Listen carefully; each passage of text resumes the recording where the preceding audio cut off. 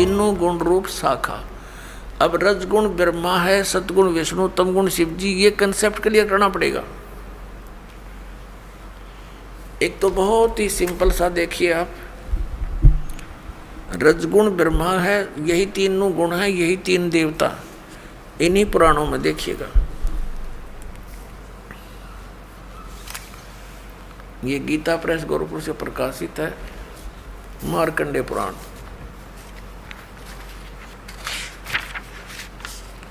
ये वही मार्कंडेय पुराण है, सचित्र मोटा टाइप। अब ये कहाँ से छपी है, यहाँ से देखना। प्रकाशक एवं मुद्रक हैं गीता प्रेस गोरखपुर, गोविंद भवन कार्यालय, कोलकाता का संस्थान। ये इनके फैक्स और फोन नंबर है।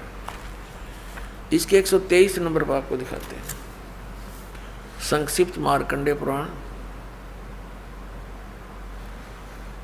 122 पृष्ठ से शुरू करेंगे।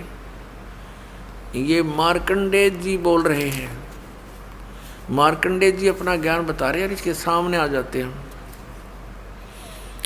यहाँ रजोगुण प्रधान ब्रह्मा, तमोगुण प्रधान रुद्र और सत्व प्रधान श्री विश्वपालक विष्णु हैं। यही तीन देवता हैं और यही तीन गुण हैं। यही तीन देवता हैं, रजगुण ब्रह्मा, सतगुण विष्णु, तमगुण शिव जी। और यही तीन देवता कहो चाहे इनको तीन गुण कहो।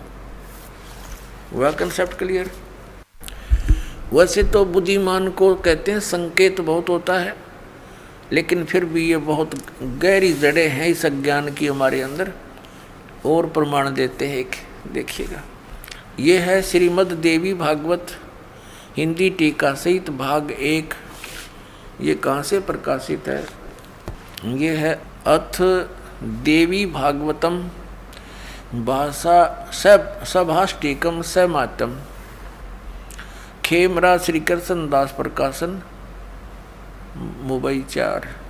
अब यहाँ देखना, इसमें संस्कृत भी साथ है, बहुत कमाल है। ये है अथ श्रीमद् देवी भागवते भाषा टीका युक्ते तृतीय स्कंध प्रारंभते। तीसरा स्कंद प्रारंभ हुआ। अब इसके 11वें पृष्ठ पर, तीसरे स्कंद में 11वां पृष्ठ पर हम अब आ गए हैं। 5वां अध्याय है ये।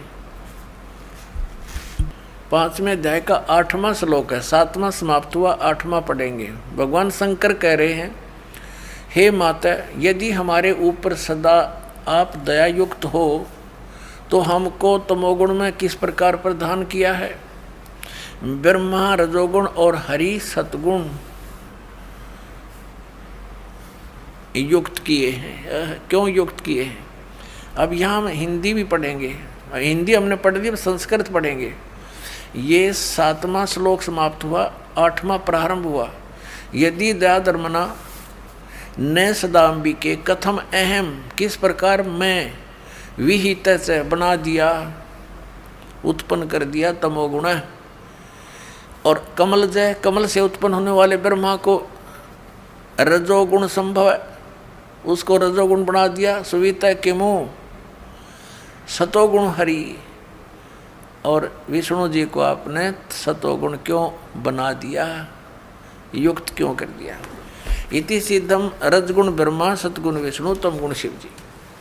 अब हम आते हैं उस पवित्र सदग्रंथ अपनी श्रीमद् भगवद गीता के और श्लोक नंबर 2 पर देख। 15वें अध्याय का 2, अध्याय नंबर 15 का मंत्र नंबर 1 तो हमने पढ़ लिया कि ऊपर को जड़ नीचे को शाखा वाला ये संसार रूपी पीपल का विनाशी वृक्ष कहा गया है।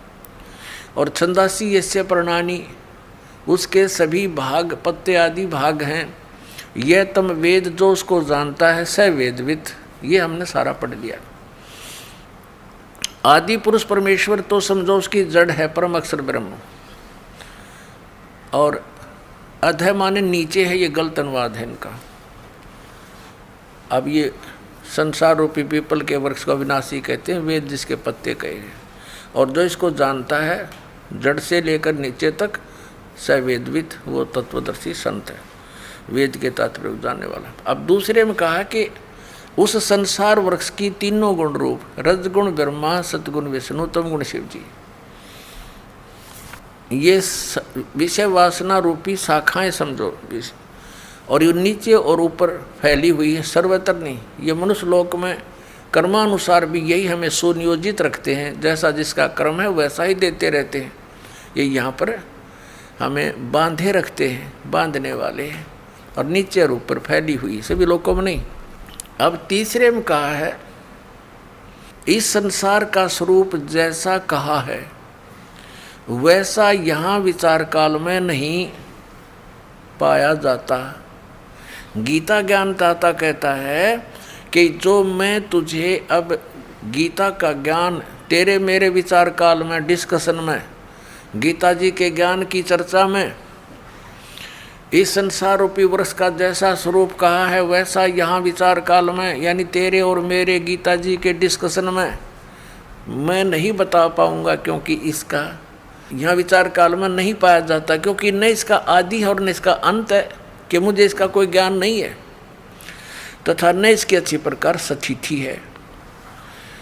इसलिए इस सुविरुद्ध मूलम, इन्होंने अनुवाद गलत किया है, अति दृढ़ मूल वाले, ये ठीक है, इतना ही काफ़ी है। अति दृढ़ मूल वाले यानी ऊपर को जो जड़ हैं वो तो है अमर स्थल, अमर स्थान परमात्मा का। जैसे ऊपर को जो जड़ समझो, जहाँ से सब संसार की उत्पत्ति हुई है, जड़ों से पेड़ उगता है, बनता है पौधा बनकर, तो वो आदि ऊपर के जो लोक हैं, सतलोक, अलखलोक, अगम और अकैलोक, वो तो सुविरूढ़ है यानी दृढ़ है, वो तो अविनाशी स्थान है, और वहाँ से ही बाकी के संसार रूपी वृक्ष की प्रवृत्ति पर विस्तार को प्राप्त हुई है, यानी उस वहाँ से ही सबकी रचना हुई है, तो वो तो अविनाशी है। सुविरूढ़ मूलम, संसार रूपी वृक्ष की जो जड़ हैं वो तो समझो दृढ़ है, अविनाशी है।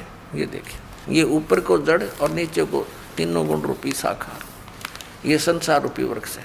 तो ऊर्ध्व मूलम, ऊपर की जो जड़ है वो तो अविनाशी है। अब 15वें अध्याय के हम अब तीसरा श्लोक पढ़ रहे हैं। सुविरुद्ध मूलम यानी अति दृढ़ मूल वाले ऊपर के स्थान तो कति अविनाशी हैं। उस संसार रूपी पीपल के वृक्ष को दृढ़ेन मन दृढ़, असंग शस्त्रेण का अर्थ है या तत्व रूपी तत्व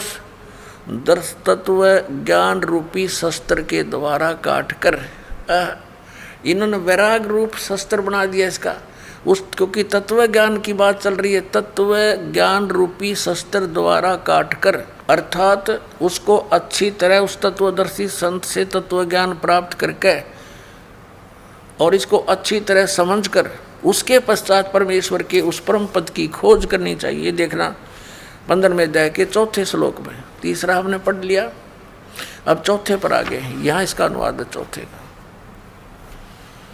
उसके पश्चात यानी तत्वदर्शी संत से प्राप्त ज्ञान के आधार से, उस तत्व ज्ञान के आधार से उसके पश्चात उस परम पद परमेश्वर को भली माती खोजना चाहिए, जिसमें गए हुए साधक यानी फिर लौटकर संसार में नहीं आते, और जिस परमेश्वर से इस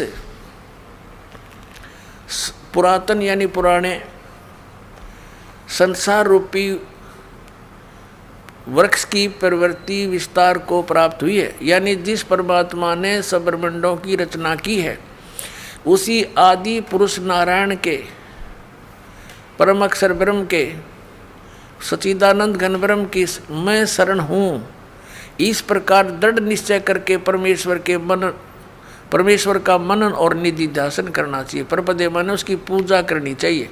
अब श्रीमद् भगवत गीता जी अध्याय नंबर 15 के श्लोक नंबर 1 से 4 में ये स्पष्ट हो गया। एक तो तत्वदर्शी संत कौन होगा जो ये विभाग बता देगा संसार रूपी वृक्ष की कौन कौन से पार्ट हैं, और फिर बताया उसके पश्चात परमेश्वर के उस परम पद की खोज करनी चाहिए, जहाँ जाने के बाद साधक फिर लौटकर कभी संसार में नहीं आते।